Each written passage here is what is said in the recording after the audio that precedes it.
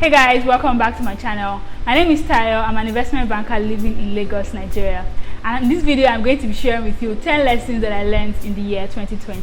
Many times when we go through a year, when we go through months, weeks, days, whatever, many of us, including me, we don't take note of the lessons that we are learning. And the way life is that life is in circles. Until you pass a test, you will keep going through it. Until you learn a lesson from something, you will keep repeating the exercise. So I made a mental note, I made a decision in the beginning of the year to record notable lessons that I learned as the year went through. And this is the compilation of the 10 most important lessons that I learned in 2020. Before we get started, please subscribe to my channel.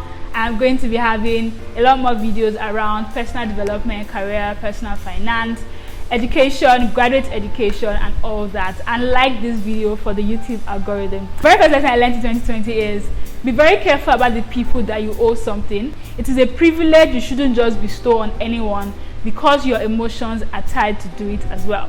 So let me explain this. Anytime someone does you a favor, or anytime you do someone a favor, there's always an unspoken quid pro quo. Yeah, I struggle to say that. There's always an unspoken quid pro quo that's attached to it. That is, today I help you to get a job.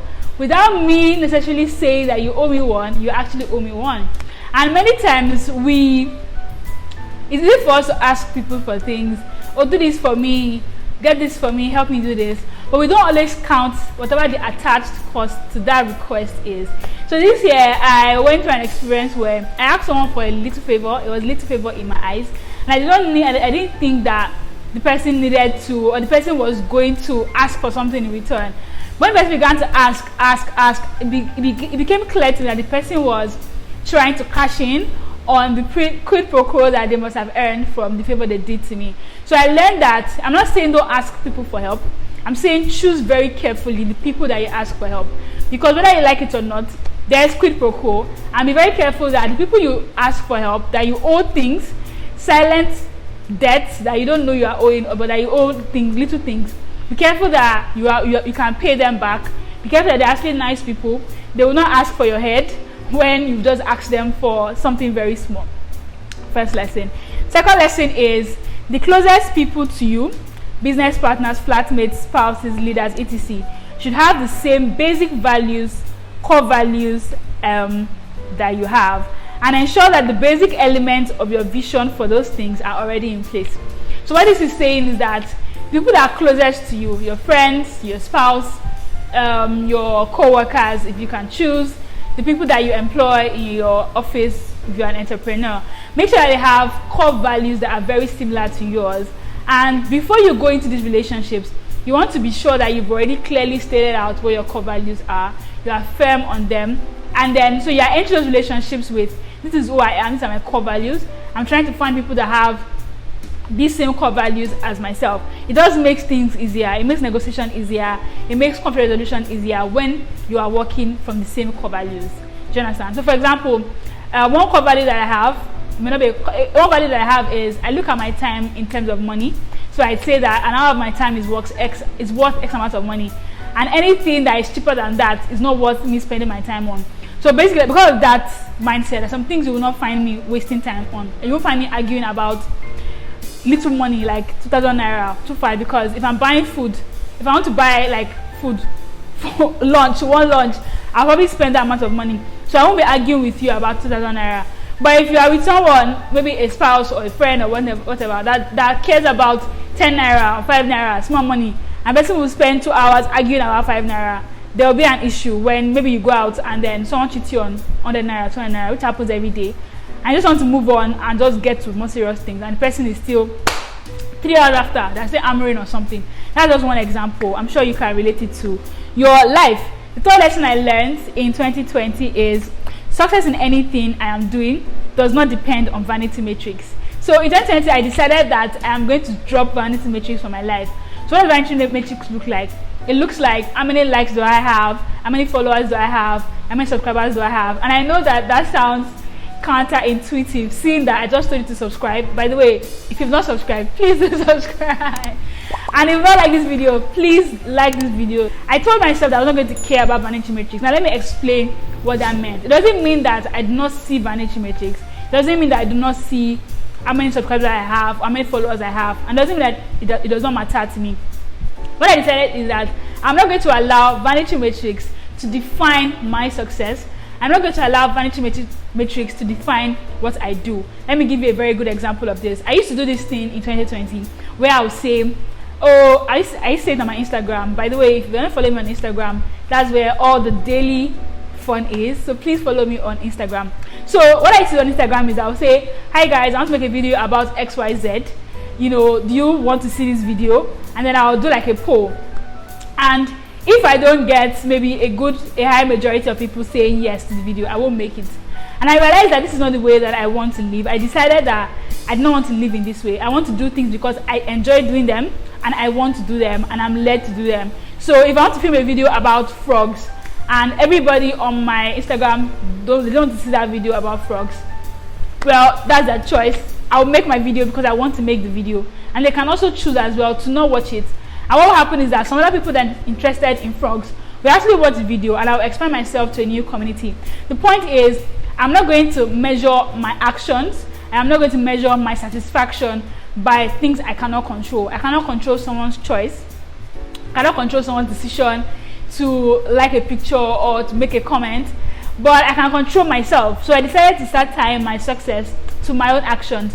So if I decide I want to make a video, once I make that video, I define myself as successful. I've achieved my own goal.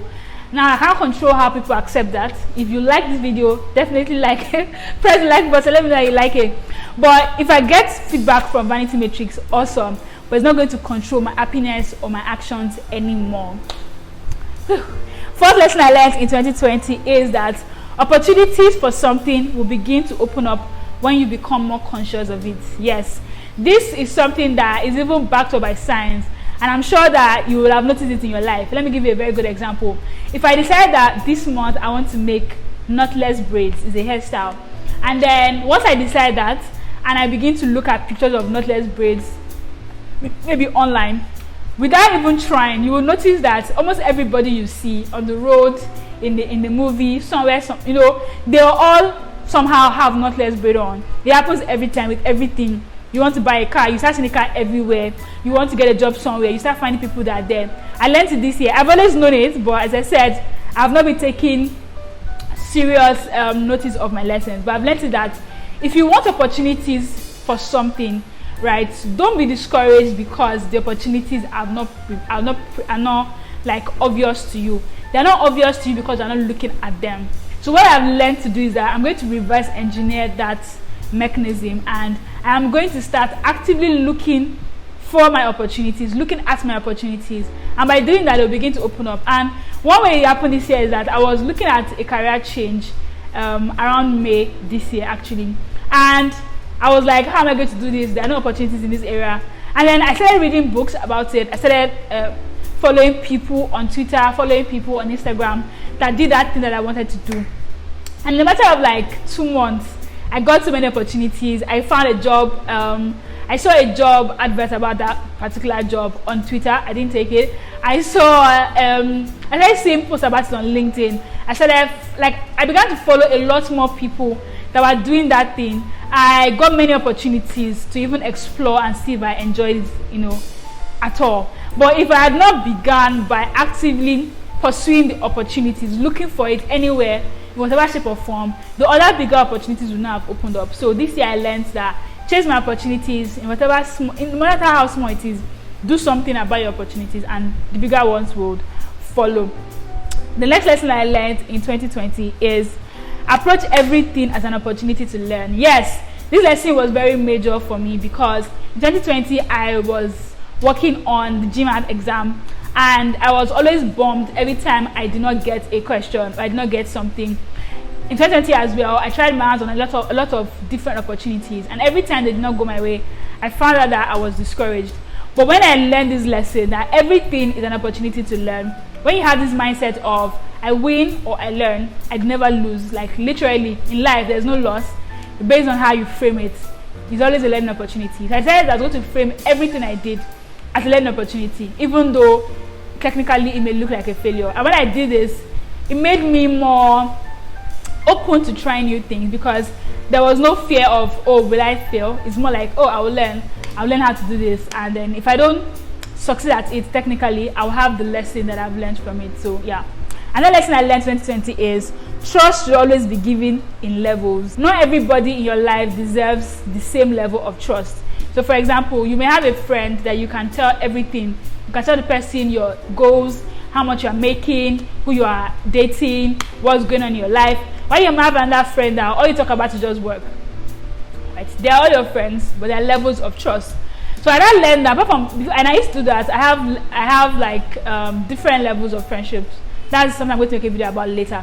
One thing I learned is give people trust in levels. So when you meet someone for the first time, basic level of trust, like no trust, except anything. When a person does something that earns your trust, that's step one. It's like almost like a game. It's like step one, and then you trust that person on that level. When the person shows themselves worthy of a higher level, you move them, up. That's the way everything in life works. Let's be real. Promotion at work. When you enter a new job, you are at entry level. When you show that you are capable of doing something higher, they promote you.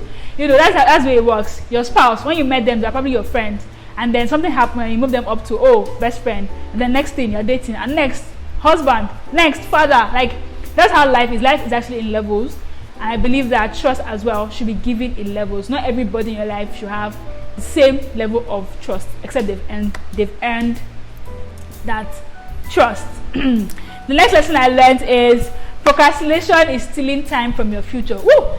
This one, it hits me, it slapped me in the face, and it sets me right back, in place. Is that I know procrastination is horrible. Everybody knows procrastination is horrible. But I learned to frame it in a different way. That by procrastinating today, I'm stealing time away from my future. And that's shocking. I don't know, that shocked me. I don't know if it shocks you, but it's like I'm taking time that I'll have in the future and I'm spending it today. Just let it sit with it. Let it just rest with you. The next lesson I learned in 2020 is that know that you are worthy. Know that you are worthy. This lesson it came at a very monumental time in my life in 2020. I was applying for a lot of things and I was hitting a lot of no's. You don't deserve it. You don't qualify. And there's just a lot of feedback, that was telling me that I don't deserve that thing, I don't qualify for it. And every time I got that feedback, it would weaken me. I would be discouraged. I would have to do a lot of work to bring myself back. And I eventually learned through everything is before you go into anything that has a form of competition, maybe applying for a job, maybe looking for a spouse, maybe asking a girl out if you're a guy, maybe applying for business school or writing an exam, always know that you are worthy. Know that I'm worthy of this thing. I deserve it. I'm smart. I'm intelligent. I can do it. Know that you are worthy. Have a good understanding, a good sense of self, worthiness, basically. So that when people give you feedback like this, it doesn't destroy your entire self-esteem. Know that you are worthy. If you do not get an opportunity, it's not because you are inherently bad. Maybe because you do not know something, you didn't do something well. It is just not the right opportunity for you. But do not throw your entire self-worth away because you did not get an opportunity. Always establish your worthiness for a thing before you try to go in for that thing. Two more lessons, guys. If you've not liked this video and you have made it this far, you're awesome. Thank you so much. Please like the video and subscribe to my channel. Number 9 lesson that I learned is to take note of everything. I think that this is the most important lesson or the most pivotal lesson for me in 2020. As you go about your day, as you go about different things, different ideas pop through your head. But if I ask you now that how many ideas did you have in 2020 and how many did you retain? I'm sure you did retain 50% because your brain is not a storage machine. Your brain is a processing machine. The job of your brain is to process things, not to store it. Your brain does not store things for that long. Well, it stores things. I can still remember lyrics of songs that I learned years before. But the point is that typically your brain is not meant to store information. But what I learned this year was to take note of everything. When something special happens, write it down. When I learned a lesson, write it down. When I have an idea for a business, write it down. And one thing that I use for that is Notion. I don't know if you have ever heard about Notion, but Notion is a very awesome note-taking tool They are not sponsoring this video, so I'll stop there. If you want to know about Notion, let me know in the comment section below, and I'll make a video about Notion. My Notion, I have different folders. I have folders about lessons I learned. I have folders about ideas, things to buy, places to go.